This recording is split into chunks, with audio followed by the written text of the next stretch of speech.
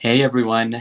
And guys, it's happened. Sometimes I just run out of inspiration and ideas and I don't know what to do, and it's frustrating. So I have to turn to my creative friends for some help and some advice or ideas to get me out of this rut. So I reached out to my friend Kellie Sutton of Kellie's Bead Boutique and I perused her amazing YouTube video library and found some just incredible, amazing designs on there that I just was in awe of.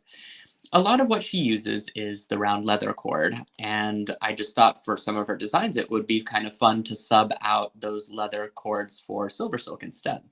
So I found a bracelet that I really loved and did it with SilverSilk, and I was just like, what? This is amazing. So I showed her, and with her blessings, am able to teach you how to do it.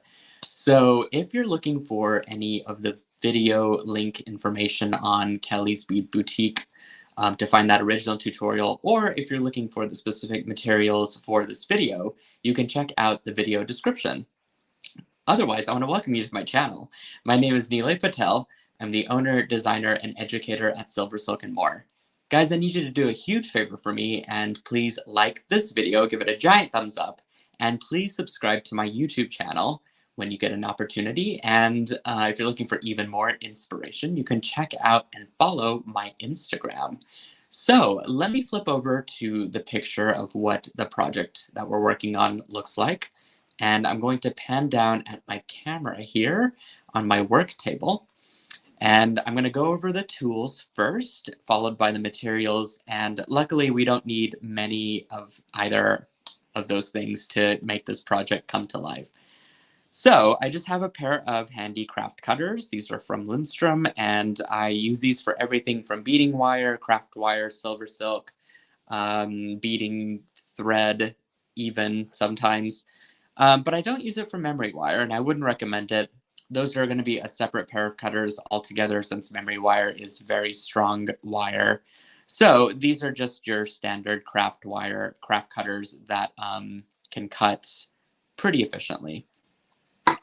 And then I've got a pair of chain nose pliers. These are from Wubbers. Love their tools, and quality of their tools are just amazing. So I recommend having a pair of those handy. As far as materials go, I have a little tube slider crimp here, and it's already got the clasp attached, which most of them do. So, and if they don't, then you'd simply just get the tube clasp slider here and then just attach whatever finding you want there at the end to it to have your closure. And then I have these awesome little solid rings. These are hammered, and they're approximately about an inch in diameter there. And you could go smaller if you wanted to, or maybe even bigger if you're wanting to really use more SilverSilk chains with it. But I've found that this tends to be very sufficient for our project today. And I have, I believe, 7 of those on hand to make. No, I've actually got, yeah, I've got 7. I've got 7 of those on hand just to make our standard 7-inch bracelet. And then I've got some SilverSilk. This is Capture Chain, and I'm using fern and chocolate together today. Really great with the silver combination there, color-wise, and it's going to be a great color for really a lot of different seasons to be able to work into all of them. So I recommend getting 2 3-foot spools of chain.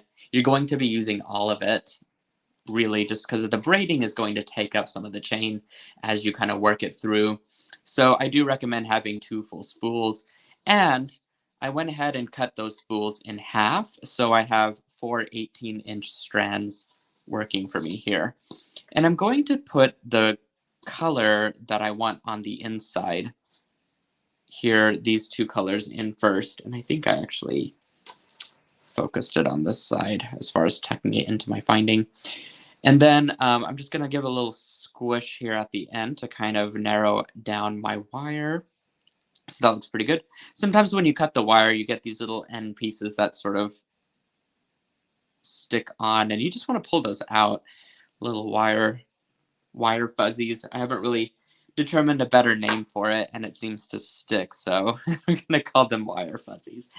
And the two chains that I want to braid are going to be on the outer strands here, so I can kind of organize those like this. And I'm just going to pick up my crimp here, and I'm going to widen out one of the ends just a little bit. You could do that just by sticking in your chain nose pliers and pushing out. And you see how this just expands the seam a little bit? Then you can kind of go in and tuck and slide all of your chains in this order.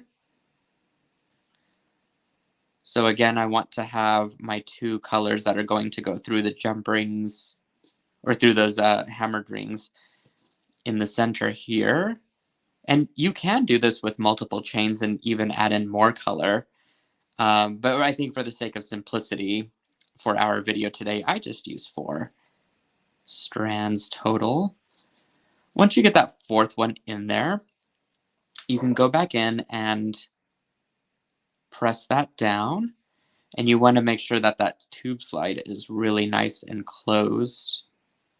And so the ball of the ball chain, which is what capture chain is made of, just slides in quite nicely and very securely into that tube clasp. And it's just a nice finished end. And then you could just take and close up that seam. If you want to press it down on your table, you can absolutely do that. And you just have a nice clean closure there. So I'm going to move my tools out of the way now, and I'm ready to start the braiding process, which this is the fun part and really, really simple.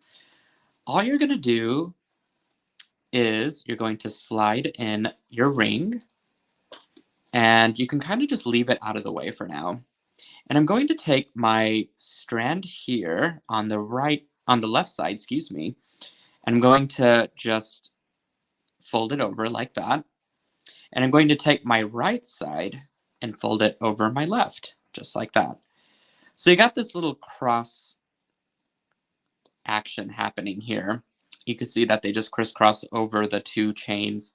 And I'm going to pick up those 2 chains again, and I'm going to go through the ring. So you just lift up on the ring and you just sort of just string it right through. And then what you can do is sort of go back in and readjust this chain to make sure that it's crossing correctly. This might take a little bit of finagling and repositioning to get it right, but it does actually cross pretty well once you sort of get it nice and tucked away and organized. And you can see this is sort of what you're going for. Okay, and even when you get a couple extra rings in using the same method, it's really going to lay out quite well. So here we go again. We're going to do this a total of 6 more times, since that's how many rings we have. You just slide on your ring, kind of leave it out of the way, take your left chain, cross it over to the right, and you want to make sure that these 2 strands are staying nice and organized parallel there. And then take your right chain, cross it over your left, so you have an X. And then you can take your 2 strands and string it right through the ring once more, just like that. And you'll notice that your chains are now crossed. And once you start to pull this tight, you'll see that everything just sort of snaps into place. Really fun, and it's very, very sturdy once everything is braided together.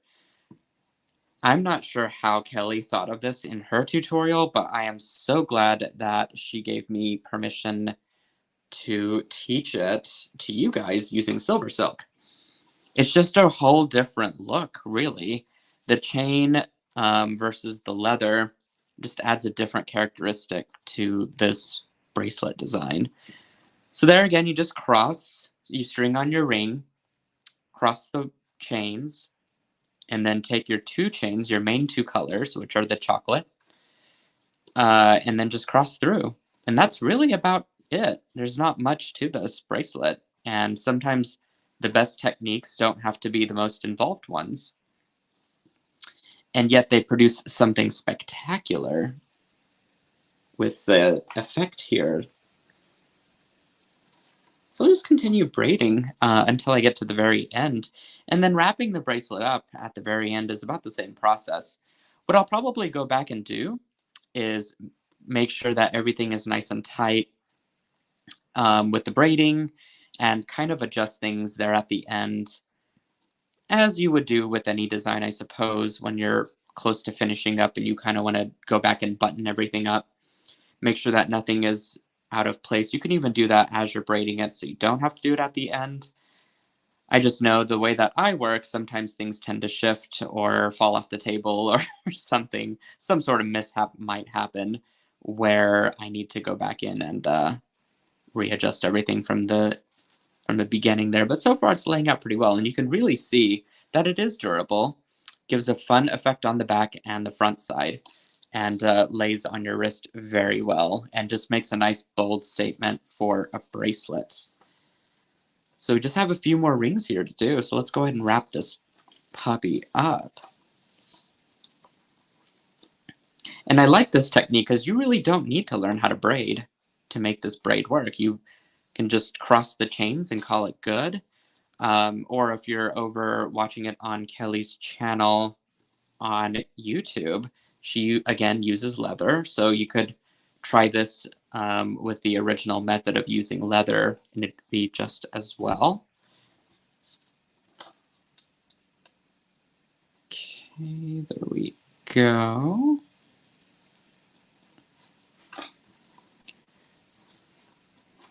Ugh, so cool. Can you imagine the different color combinations that might happen with this braiding? I just love how the chains just nicely lay on top of each other without competing and fighting for space.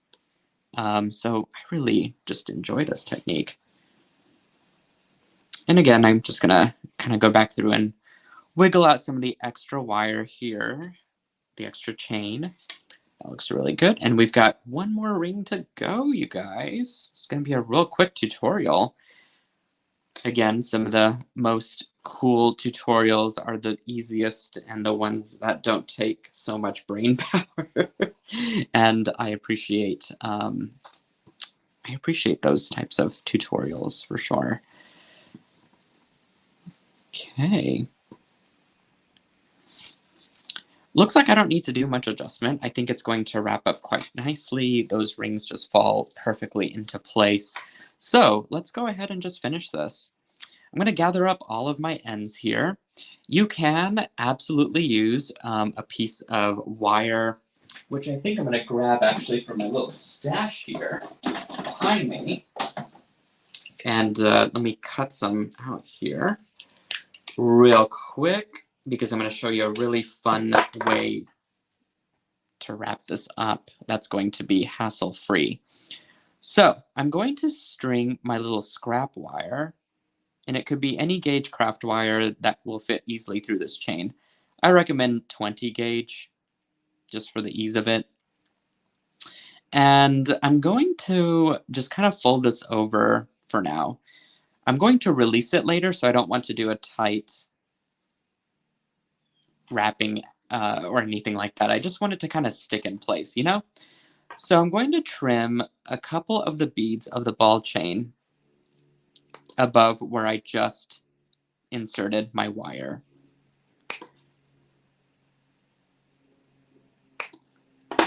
Perfect.